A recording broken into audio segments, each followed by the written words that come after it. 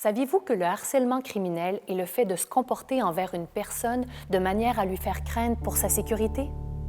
Si vous êtes victime d'actes criminels, que vous vivez dans la peur, vous allez avoir besoin d'être informé adéquatement sur vos droits afin de prendre des décisions de manière libre et éclairée.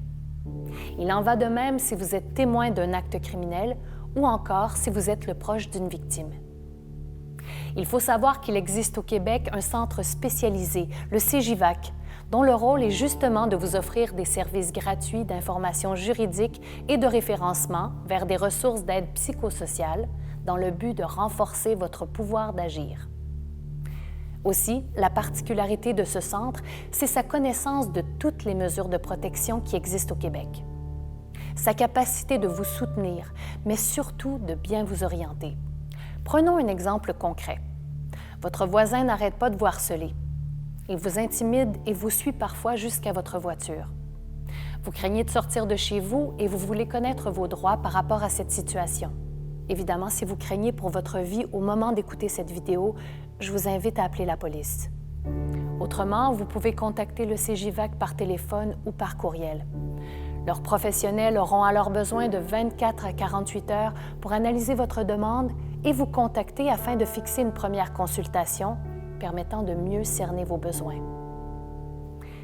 J'aimerais, en reprenant cet exemple concret de harcèlement de voisinage, vous montrer comment se déroulerait une rencontre téléphonique avec le CJVAC et vous donner le goût de les appeler. J'ai mon voisin de palier qui n'arrête pas de me harceler. On s'est chicané une fois à cause de son chien, son chien qui laisse sans laisse dans l'immeuble. Puis moi, je lui ai dit que ça me causait de l'anxiété.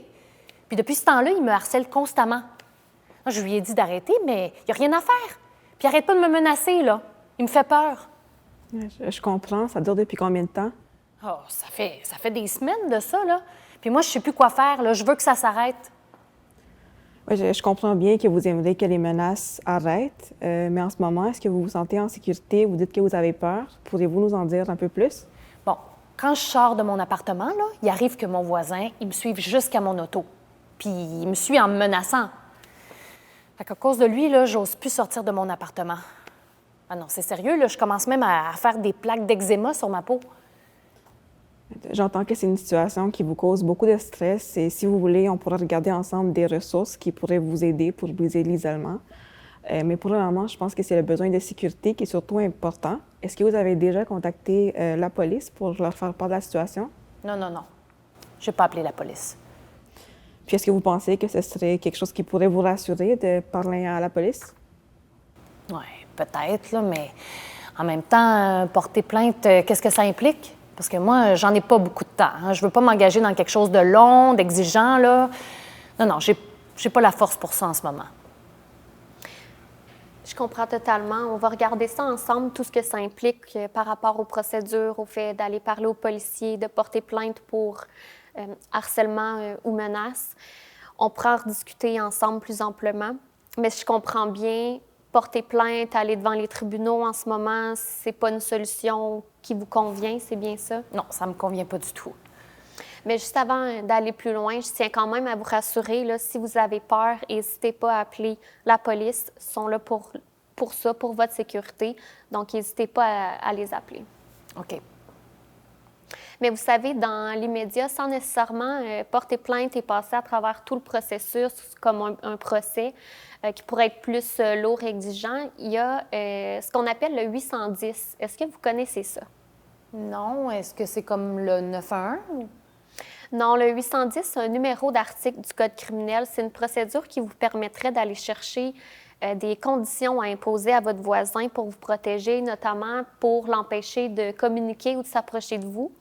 Donc, dans les circonstances, là, dans votre situation, on pourrait vérifier c'est quel genre de conditions, en fait, qui pourraient s'appliquer dans le cadre du 810, dans la situation où vous habitez au même endroit, dans le même immeuble.